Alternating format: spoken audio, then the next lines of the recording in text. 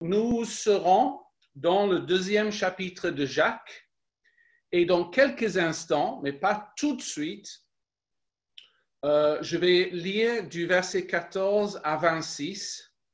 Mais ce qui est un tout petit peu différent aujourd'hui, c'est juste avant de lire, ça vous laisse le temps de trouver. Le Seigneur m'a vraiment interpellé et m'a dit, Steve, le livre de Jacques est tellement important dans le message pratique qu'il apporte qu'il m'a demandé de répéter deux choses que j'ai dites la semaine dernière. Donc, même si vous avez pu réentendre le message ou si vous retenez tout parfaitement, je commence juste avec ces deux rappels, s'il vous plaît, parce que le message de Jacques concernant la réalité que la parole de Dieu est un miroir pour nous et tout le sens de cela pour nos vies, c'est tellement important que je vous rappelle ceci. J'ai cité un exemple en Philippiens 2,14 avec une instruction de la part du Seigneur qui dit tout simplement « Faites tout sans vous plaindre ni discuter ». Et ce que j'ai dit par rapport à ça, c'est la chose suivante. Si tu as l'habitude en tant que chrétien de te plaindre de tes circonstances, des gens, de ceci, cela, et tu lis cette parole, en fait, ça te donne un choix. Soit tu vas dire, c'est une instruction de la part de Dieu pour ma vie, donc je vais obéir et j'arrête de me plaindre, ou soit je décide de ne pas écouter et je ne change pas mon comportement. C'est le choix que nous avons et ce que je dis, évidemment, ne se limite pas à la notion de se plaindre.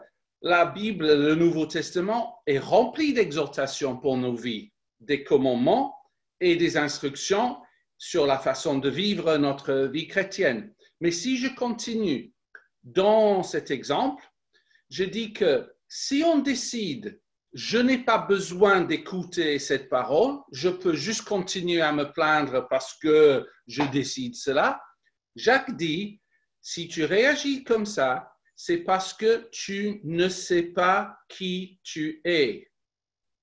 Tu as regardé dans le miroir, mais tu as oublié ta vraie identité en Christ. Et tu as oublié ton appel. Parce que ton appel, c'est d'être transformé à l'image de Jésus-Christ. Et nous savons tous, Jésus-Christ n'était jamais en train de se plaindre de ses circonstances ou de ses souffrances, etc. Et donc, ce qui se passe, c'est que si tu mets de côté la parole et tu continues à te plaindre, en fait, tu ralentis ta transformation à l'image de Christ. Tu passes à côté de cette transformation que Dieu veut vers ta vraie nature en Christ, qui est ta destinée. Et ce principe, il est vrai pour toutes les instructions dans la parole de Dieu. Elles sont toutes là pour être mises en pratique. Et donc, nous sommes arrivés à une conclusion qui, pour moi, était résumée par un intervenant que j'ai entendu cette semaine. Et je veux le citer. Il a dit ceci. L'ennemi se réjouit quand tu te plains, car il sait que cela mine ta foi. Mais il tremble quand tu remets la situation devant le Seigneur et prie pour la personne concernée. Et je l'ai entendu et je me suis dit, ah Seigneur, tu confirmes. Et donc, je suis arrivé et aujourd'hui, je vais le formuler un peu de façon poétique à la conclusion suivante. Si on est vraiment attentif à ce que nous lisons et entendons dans la parole de Dieu, elle est un outil de transformation pour nous faire passer de la réalité de ce qu'on vit peut-être en ce moment à la vérité de ce que Dieu dit. Donc, de façon poétique, vous me connaissez, je dis ceci. Je peux passer de la réalité de ce que je vis à la réalité, à la vérité de ce que Dieu dit si je mets en pratique ce que je lis. Et ça, c'est le chemin que Dieu veut pour nous tous. Et donc, on va lire tout à l'heure la parole de Dieu et elle risque de nous interpeller parce que Jacques est très direct dans ce qu'il dit. Et donc, voici le potentiel. Si j'oublie ce que j'entends, c'est que j'oublie ma vraie nature et qui je suis vraiment en Christ et cet appel. Mais le contraire est vrai. Si je mets en pratique ce que j'entends de la parole de Dieu, ça veut dire que je deviens ce que j'ai lu et vu et entendu. Je veux faire une mise en pratique. Alors, j'ai une mise en pratique pour vous. Je vais lire un verset et après, je vais demander à Laurent de faire un partage d'écran avec quelque chose que je lui ai envoyé hier. J'espère que ça fonctionne. Je suis déjà en intercession pour Laurent. OK? Le verset est très simple. Marc 16, 15. Quelque chose que nous pouvons mettre en pratique cette semaine et vous allez comprendre pourquoi. Marc 16, 15 dit ceci. Allez par tout le monde et prêchez la bonne nouvelle à toute la création.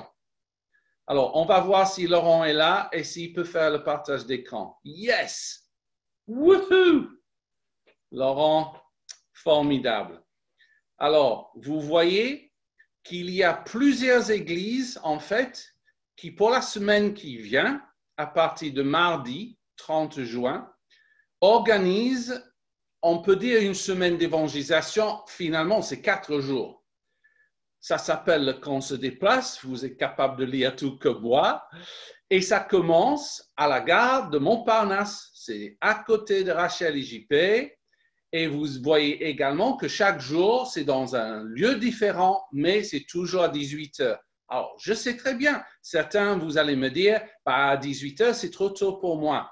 OK, mais moi, je sais que c'est 18 heures jusqu'à au moins 21 heures pour ceux qui veulent rester. Enfin, on reste le temps qu'on veut. C'est-à-dire, si vous arrivez à 19 heures, il y aura quelque chose en train de se faire. Donc, que ça ne soit pas un frein, c'est tout ce que je veux dire.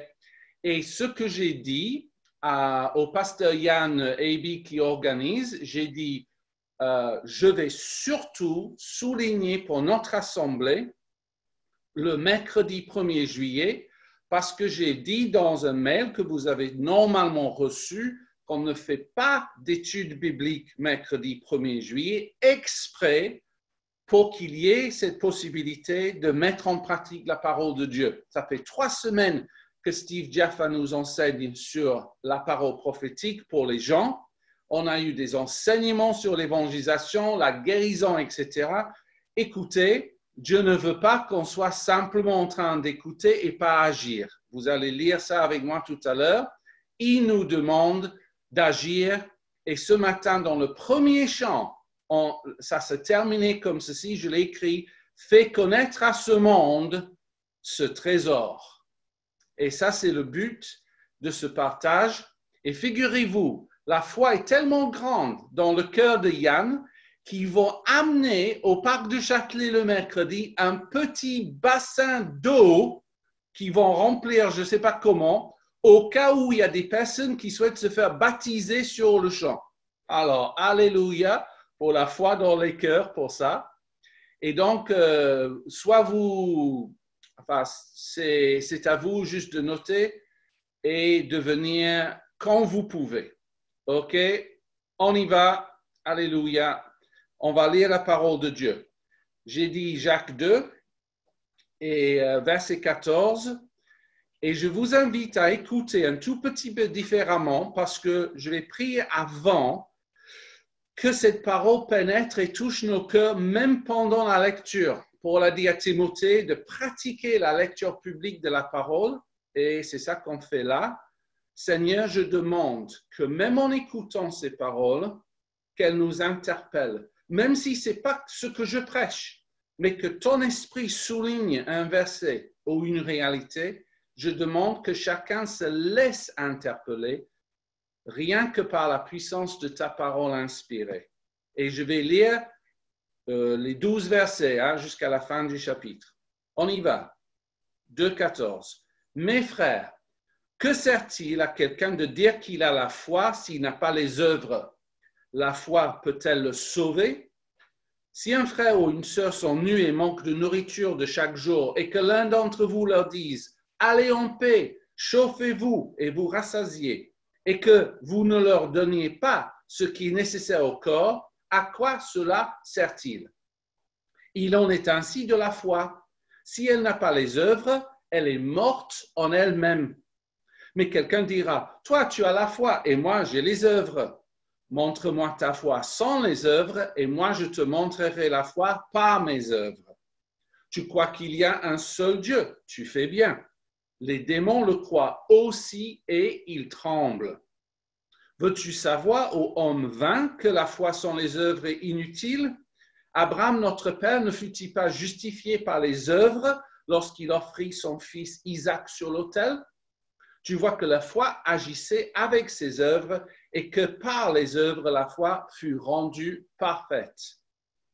Ainsi s'accomplit ce que dit l'Écriture, Abraham crut à Dieu et cela lui fut imputé à justice et il fut appelé ami de Dieu. Vous voyez que l'homme est justifié par les œuvres et non par la foi seulement. Rahab la prostituée, ne fut-elle pas également justifiée par les œuvres lorsqu'elle reçut les messagers et qu'elle les fit partir par un autre chemin?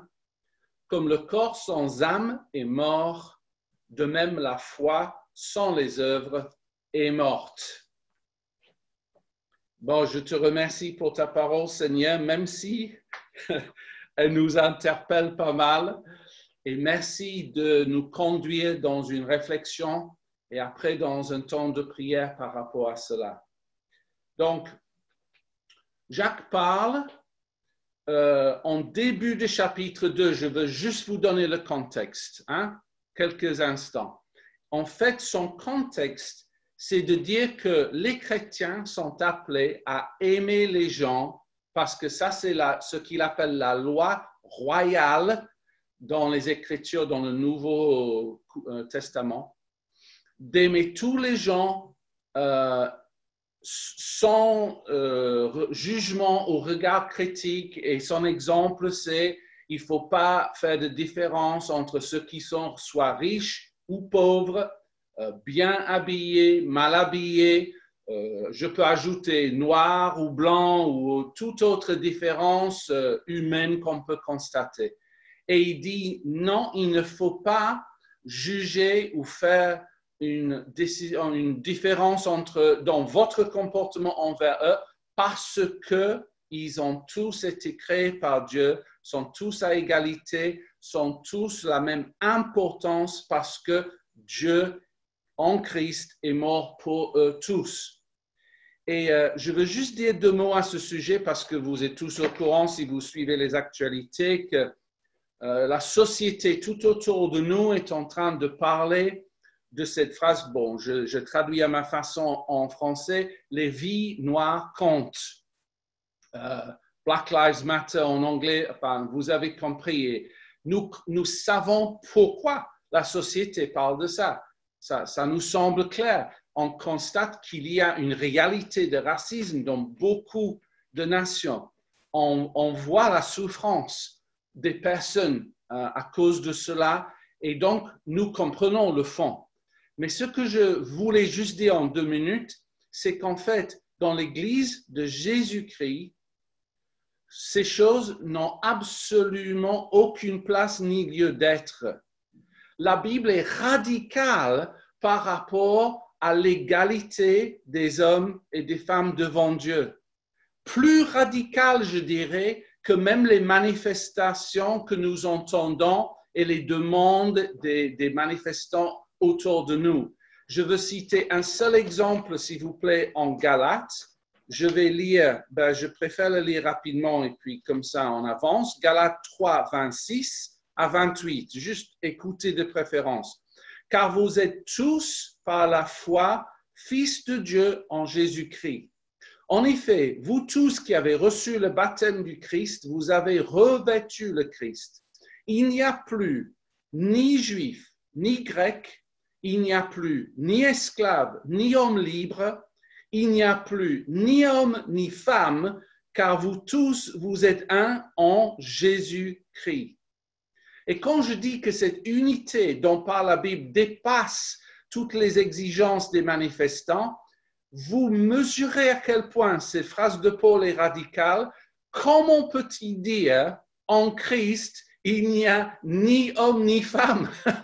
On ne reconnaît même plus cette différence. Bon, il explique, il dit parce que nous sommes tous enfants de Dieu et fils dans le sens de recevoir l'héritage. Donc la Bible va parler de cette unité absolument parfaite qui peut exister, peu importe si vous êtes blanc ou noir ou jaune ou cheveux gris ou, pour ma femme, je dis cheveux roux ou peu importe les différences. La Bible dit l'Église est appelée à être l'exemple d'un peuple qui a complètement vaincu le racisme. L'Église est appelée à briller dans ce monde et à dire, vous n'avez plus besoin d'être divisé comme ça. Si vous rencontrez le Christ, vous devenez simplement fils de Dieu dans la maison de Dieu et on est tous frères et sœurs pour l'éternité. Gloire à Dieu pour ça et que l'Église fasse passer ce message alors à travers nos vies, nos commentaires. OK, je reviens, je promets, à Jacques. Au verset 14, c'est le verset 14 qui en fait a inspiré le titre de ce message. Et je ne peux pas vous demander pardon si le titre vous semble un peu radical, parce que je trouve que le contenu est radical. Voici mon titre. Une foi qui n'agit pas ne sauve pas. Aïe! Mais c'est parce que c'est ça que Jacques commence en disant. Que sert-il à quelqu'un que dire qu'il a la foi s'il n'a pas des œuvres? Ça ne peut pas la sauver. Et ça nous dérange. Il faut être vrai entre nous parce qu'on est fort, les évangéliques, à dire, écoutez, c'est par la foi qu'on est sauvé, c'est pas par les œuvres. On est fort à répéter cela comme si ça signifie qu'il n'y a pas d'œuvre que Dieu attend de nous. Mais Jacques dit, non, non, non, c'est au contraire. C'est si vous avez une vraie foi biblique, ça va vous pousser vers les œuvres. Ça va vous donner envie d'aller servir le plan de Dieu et accomplir ce que Dieu a pour nous. Et l'exemple que Jacques va donner, c'est très clair et carré pour nous. Il dit, écoutez, imaginez que dans notre assemblée, donc on va réduire ça par évangile quelques instants, juste pour ça, que ce soit vraiment clair. Il dit, imaginez que quelqu'un que vous connaissez, parce qu'il dit un frère, ce n'est pas juste les SDF, je ne parle pas de ça. Il dit, si vous connaissez quelqu'un dans votre assemblée qui est en si grande difficulté, qui n'a plus rien à manger, il risque de perdre son chez lui et d'être à la rue, et vous êtes tous au courant, il dit, à quoi ça sert à ce frère de lui dire, ah mon frère, je promets, on prie tous pour toi, sois chaud, mange à satiété, sois béni, on est avec toi. Et puis c'est tout ce qu'on fait. Ces paroles-là, Jacques dit, n'accomplissent rien, ne servent à rien si derrière, il n'y a pas d'action. Et tout le monde sait que c'est vrai. C'est presque une évidence que Jacques dit. Il dit, si tu dis que tu aimes quelqu'un, tu vas l'exprimer. Peut-être le frère fait des bêtises, peut-être il y a des choses à rectifier. Je veux bien, ok, d'accord. Mais essentiellement, on va dire, on va s'occuper de toi, on va t'aider à te remettre, etc. Et on va passer à l'action et on va trouver la meilleure façon de le faire. Surtout, je dis, quand c'est quelqu'un que nous connaissons. Alors, cet exemple-là, tout le monde reconnaît, oui, ça c'est logique dans une famille de Dieu qui se dit aimant. Oui, c'est logique. Maintenant, il dit, c'est absolument pareil, c'est Jacques qui le dit, concernant notre foi. Si nous disons, bah, j'ai la foi, donc tout va bien, regardez, je crois en Dieu, mais si on n'exprime jamais notre foi par des actes, par des actes de gentillesse, par l'évangélisation, par la générosité ou par toute autre expression, s'il n'y a aucune expression, Jacques dit, et c'est lui qui le dit, c'est comme si notre foi est morte. Ce ne sont pas mes mots. Vous avez lu ça, n'est-ce pas, au verset 17. Il est ainsi de la foi. Si elle n'a pas les œuvres, elle est morte en elle-même. Et donc, il dit, détrompons-nous tous, nous tous. Il ne suffit pas de simplement dire, j'ai la foi que Dieu est là. Il dit, écoutez, au niveau plus basique possible, même les démons savent qu'il y a un seul Dieu. Donc, ils sont d'accord avec ça, mais ils tremblent. Pourquoi? Parce qu'ils ont peur de ce qui les attend, parce qu'ils n'entrent pas du tout dans la volonté de Dieu, ni dans l'obéissance à Dieu. C'est ça qui les fait trembler.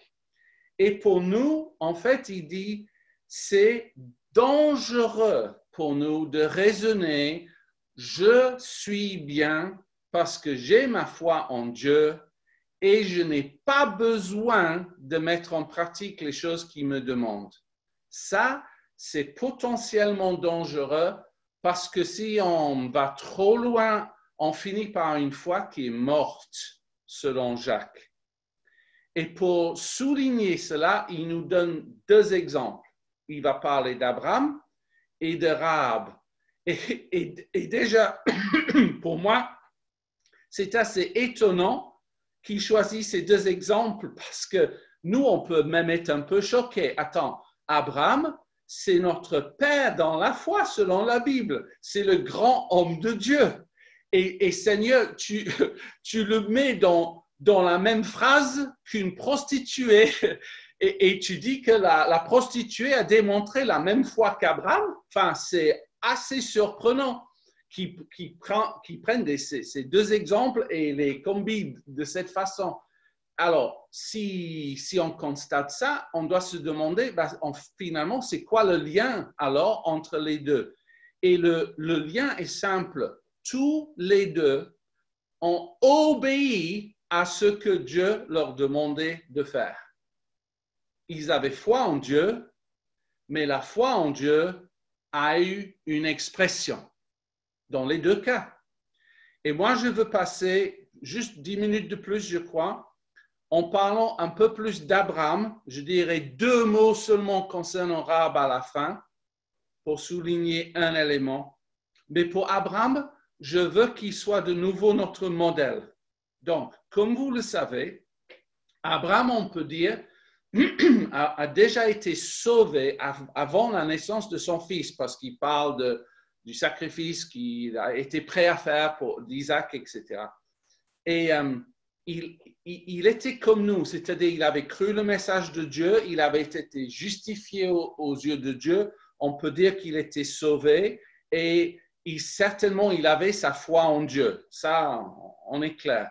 Mais Dieu, par la suite, a placé une demande sur sa vie qui était quelque chose de dur à entendre de Dieu. On est tous d'accord. Faire un sacrifice de ton fils, voilà. À ma connaissance, c'est le seul homme, bibliquement parlant, où Dieu lui a demandé de faire ça. Et j'espère que vous connaissez tous l'histoire, sinon vous allez devoir relire en Genèse 22 après pour tout cela. Donc, je vais aller à l'essentiel et parler de 4 étapes, et chaque étape est courte, dans la vie d'Abraham pour que vous voyez comment ça correspond à nos vies. Donc, première étape, c'est quand Dieu, en quelque sorte, va dire à Abraham, Abraham, je t'appelle à me connaître. Si tu places ta foi en moi, je vais te pardonner et te rendre juste à mes yeux. Et en quelque sorte, la réponse d'Abraham était de dire, Alléluia, Seigneur, je te reçois, je suis devenu croyant comme nous, chrétiens, et je sais que je suis sauvé et je vais marcher avec toi. Et pour nous, on le sait tous, la foi que vous avez, elle est réelle, et cette foi-là, elle nous a permis de commencer la vie chrétienne.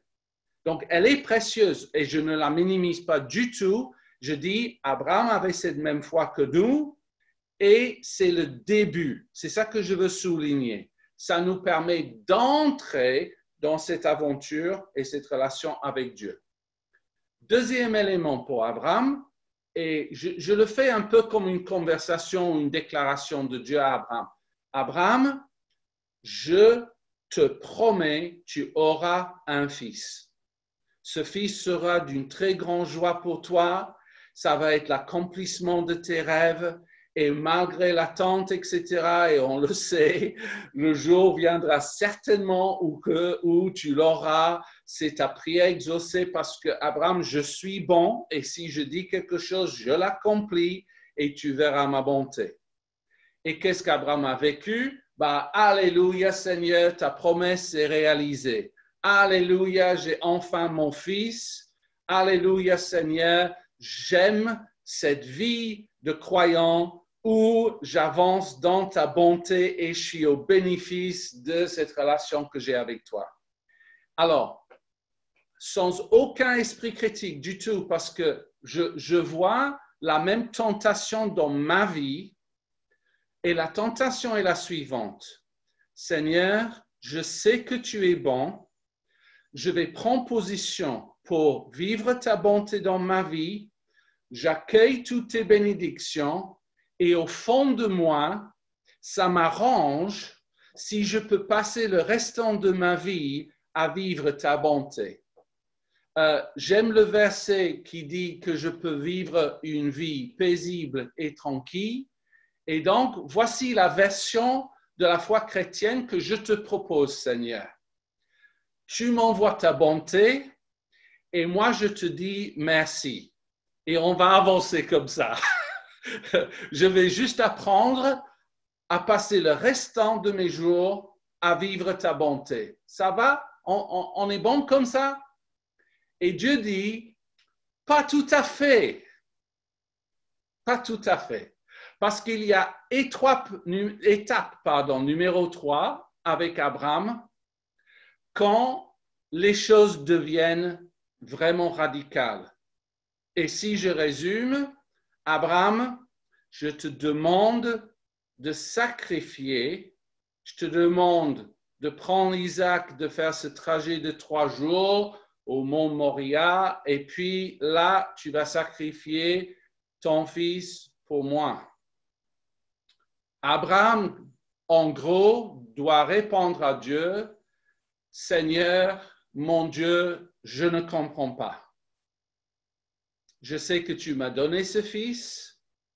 Tu sais combien il est précieux pour moi. Tu sais que toute ma vie et même la vie des générations futures dépendent de cette promesse. Mais tu m'as permis de comprendre que tu es bon tout le temps.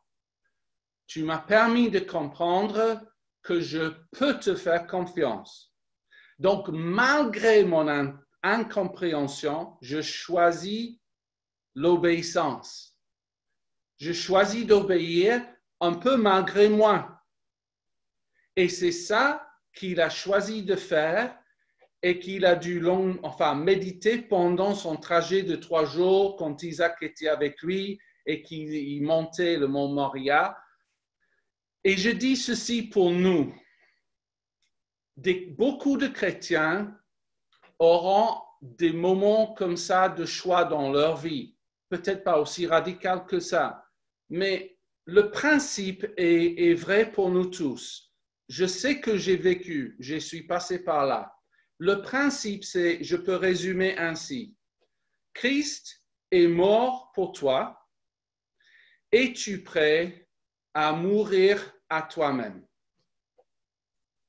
Ça, c'est la question. Parce que tôt ou tard dans ta vie, si tu veux entrer dans ta destinée, Dieu va te demander d'agir. Et c'est logique, même si je peux parler de l'évangélisation de cette semaine qui arrive.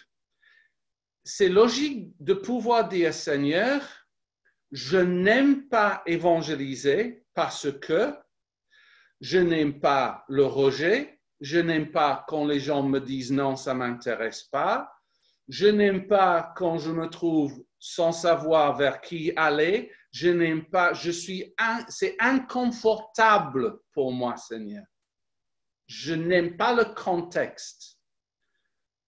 Et Dieu dit, moi, je n'aime pas que les gens sont en train de mourir sans me connaître. Moi, je n'aime pas que là, à Châtelet, j'ai des futurs fils et filles qui ont besoin d'entendre mon message, mais je trouve personne pour leur parler. Donc, je cherche parmi les églises. J'élargis, je ne parle pas de Paris Évangile, je parle de l'église majuscule. Est-ce qu'il y a quelqu'un qui accepte d'aller? Je demande 4 jours dans une année. Vous ne pouvez même pas donner un des 4.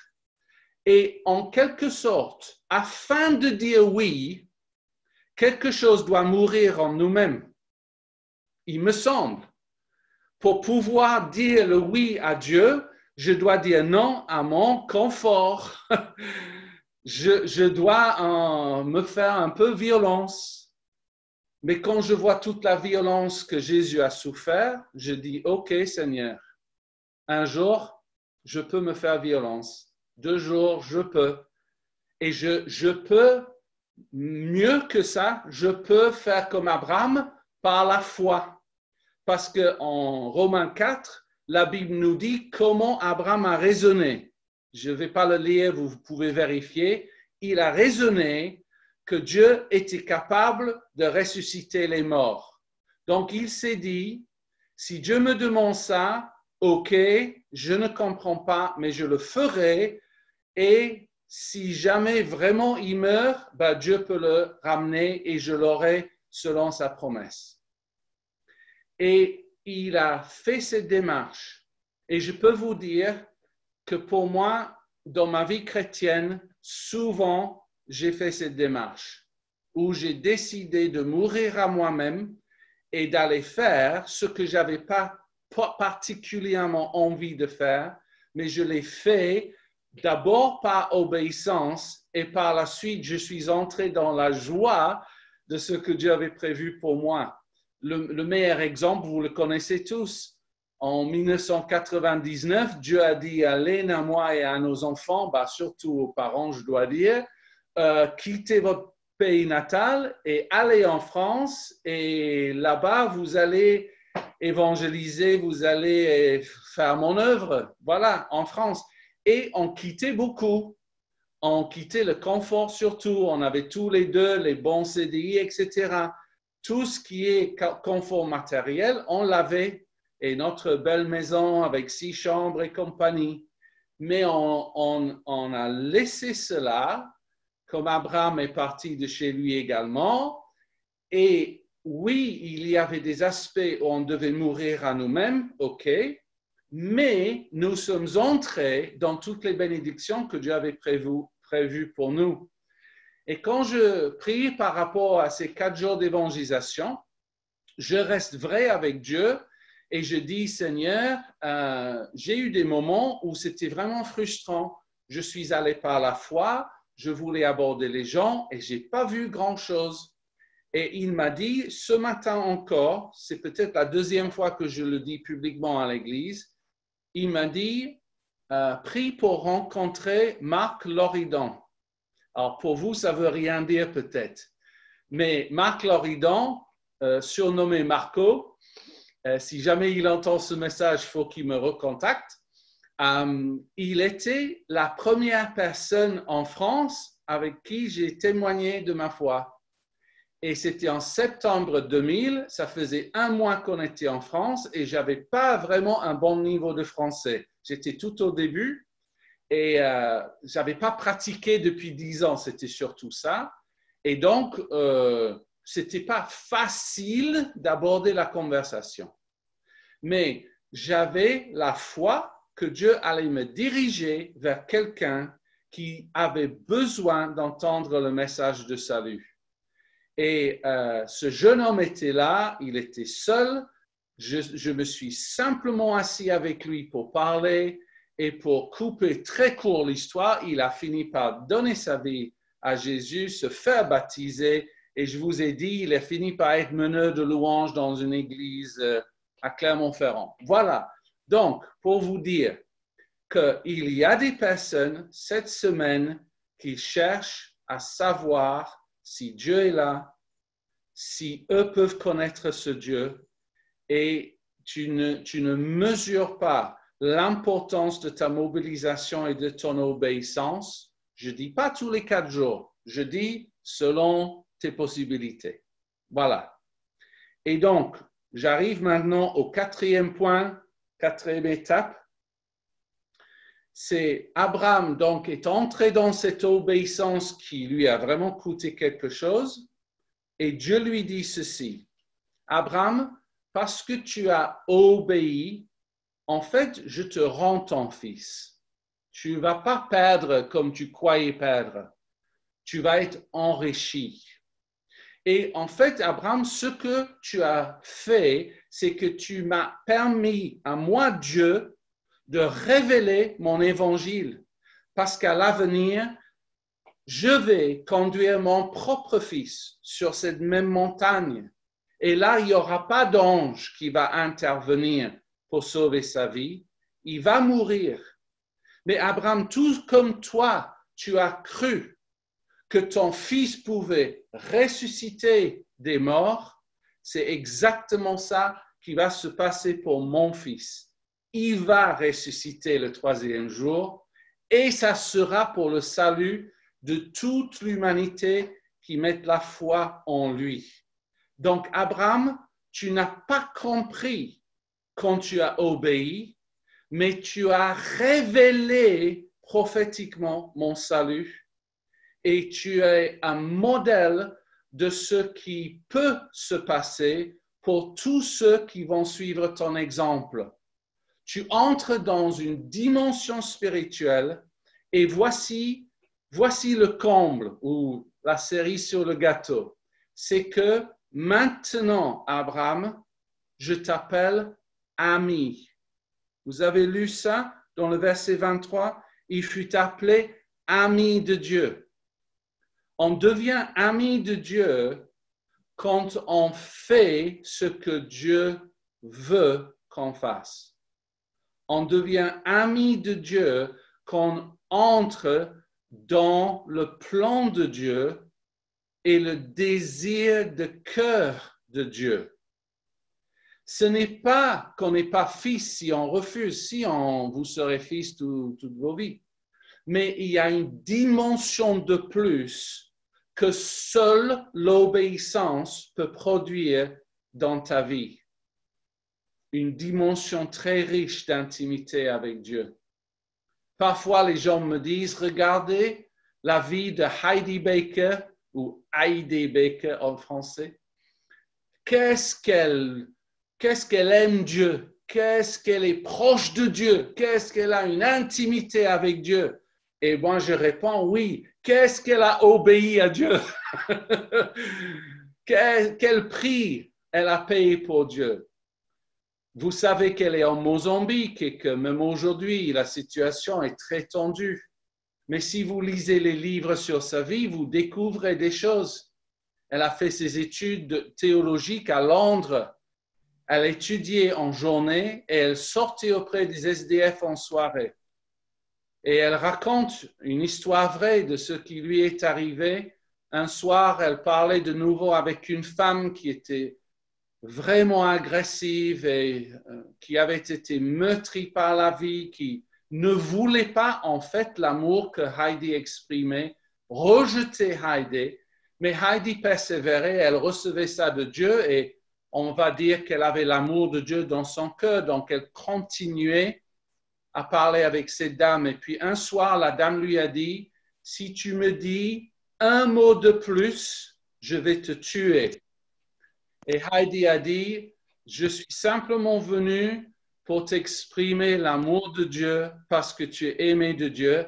Et cette femme s'est jetée sur elle et a commencé à la tabasser. Et Heidi n'a pas résisté. Je ne dis pas qu'elle a raison ou tort. Je dis ce qu'elle dit dans son livre. Et la femme frappait Heidi. Et Heidi a dit à Dieu, si je dois mourir ici, je meurs.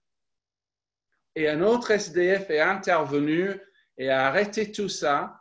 Mais quand je l'ai lu, je me suis dit, ça c'est quelqu'un qui avait compris tout le prix à payer de l'obéissance, qui s'est donné si complètement à la volonté de Dieu, qu'elle est entrée parfaitement dans la volonté de Dieu et a une vie remarquable aujourd'hui.